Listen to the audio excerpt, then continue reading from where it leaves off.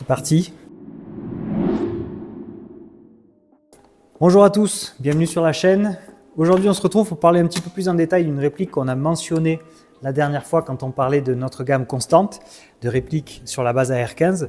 Là on est ici sur la variante CQB qu'on va pouvoir un petit peu plus détailler que la dernière fois. Donc cette réplique de façon globale, elle a été configurée pour avoir une distance d'engagement efficace qui se situe aux alentours des 40 mètres. On est bien entendu sur une configuration CQB, donc qui est faite pour l'engagement à courte distance. Pour cela, on a une puissance qui est aux alentours des 1 joule, en essayant toujours de rester en dessous, avec des grammages de 0,20 ou de 0,25. Le but, encore une fois, c'est d'avoir une réplique qui puisse être utilisée dans la plupart des associations sans distance d'engagement minimum. Donc la réplique a été vraiment pensée autour de cet usage-là. Donc méthodiquement, on va pouvoir détailler la réplique. On va partir du bout du canon pour aller jusqu'au talon de crosse, afin de n'oublier personne. En tout cas, on va essayer parce qu'il y a pas mal de choses à dire. Donc si on part sur le canon, on est sur un canon d'origine 6,08, cependant qui a été poli à l'intérieur de l'atelier.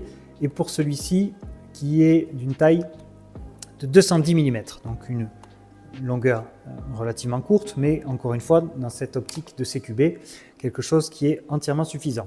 Si on continue, on va voir qu'on va retrouver une lampe torche Olight modèle Odin avec cette même puissance de 2000 lumens, son contacteur déporté qui va nous permettre de pouvoir actionner la lampe tout en gardant position, une accroche correcte de la réplique. On va avoir du rail Picatinny au niveau de ce garde-main des deux côtés, que ce soit du côté gauche comme du côté droit, en dessous bien entendu, et sur la partie supérieure tout le long jusqu'à l'arrière. Ici, sur la partie basse du garde-main, on va avoir une poignée courte et inclinée qui va nous permettre comme ça de bien chausser la réplique, avec une texture réalisée au fer à souder qui permet d'avoir cette accroche supplémentaire, notamment quand on a les mains un petit peu humides. Si je continue, on va parler de ce point rouge 22 mm de chez Vector Optics, modèle Maverick.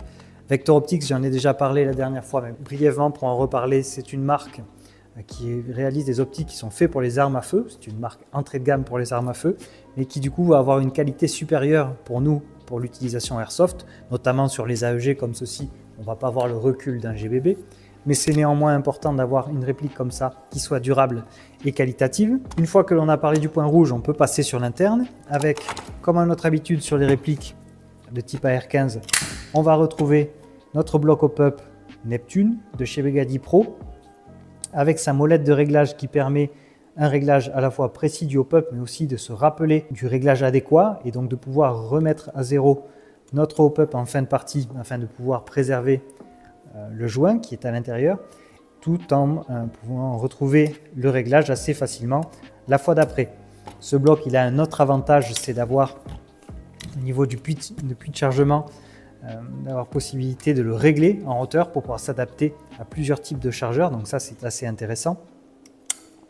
À l'intérieur, en termes de joints, on va avoir un joint de chez Begady, en l'occurrence là ici on va avoir un modèle Fly 5, 50 degrés, donc un joint 50 degrés avec un appui en V, qui va nous permettre d'avoir un hop-up tout à fait honorable pour cette réplique. On est sur une quarantaine de mètres de portée, notamment grâce à la qualité de ce joint. Donc si on continue en contact avec ce bloc hop-up, on va avoir toujours pareil un nozzle de chez Begady à tête plate qui va pouvoir s'adapter au joint Fly 5, un bloc pneumatique qui aura été étanchéifié, à l'intérieur duquel, donc tête de cylindre on l'a dit, un cylindre 60% qui va être compatible avec la longueur du canon, à savoir 210 mm, une tête de piston FPS Softair, leur gamme carbone, avec des fibres de carbone qui sont ajoutées au polymère, une correction de l'angle d'engagement du secteur gear pour pouvoir avoir un fonctionnement mécanique qui soit le plus durable possible, un piston avec l'intégralité des dents en métal et un guide ressort sur roulement, tout comme la tête de piston qui va permettre justement d'éviter les accroches du ressort, en tout cas que le ressort se bloque, donc faciliter une fois de plus la mécanique. Un ratio d'engrenage de 16:1 qui va être suffisant pour pouvoir actionner le ressort, qui est ici un ressort relativement faible puissance puisqu'on est sur un M95. Ces engrenages qui seront calés en fonction du pignon moteur, le fameux calage pignon bevel gear, qui nous permet d'avoir la mécanique la plus fluide possible, la plus efficace possible. La tappet plate, elle, qui est pareil de la gamme carbone de chez FPS Softair, donc qui va avoir une plus grande résistance dans le temps, meilleure qualité par rapport à la tapered plate d'origine.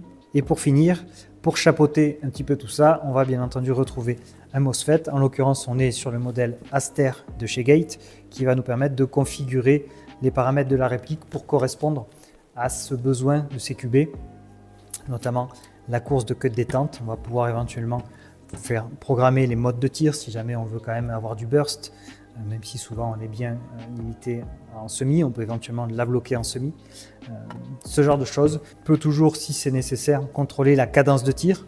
Tout ce genre de choses qui sont vraiment les derniers détails qu'on peut ajuster grâce à ce MOSFET, outre bien entendu la protection de voltage faible de la batterie, etc., etc. La poignée qui abrite le moteur a reçu un stippling équivalent à la poignée avant pour nous permettre d'avoir un meilleur grip. Par la suite, si on redescend, on retombe sur notre tube de crosse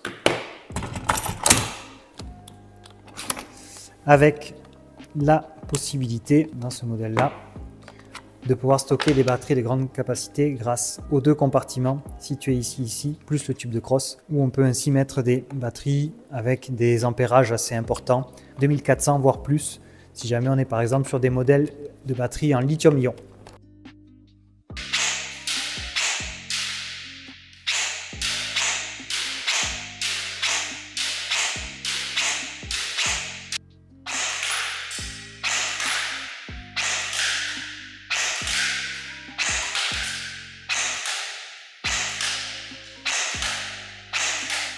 Voilà, sachez que cette réplique, vous pouvez la retrouver sur notre site déjà configurée comme vous la voyez ici bien entendu, mais aussi avec la base de la réplique nue sur notre configurateur pour pouvoir la configurer comme vous le souhaitez. C'est tout concernant cette réplique. Merci à vous, merci encore une fois de votre confiance et puis à très bientôt.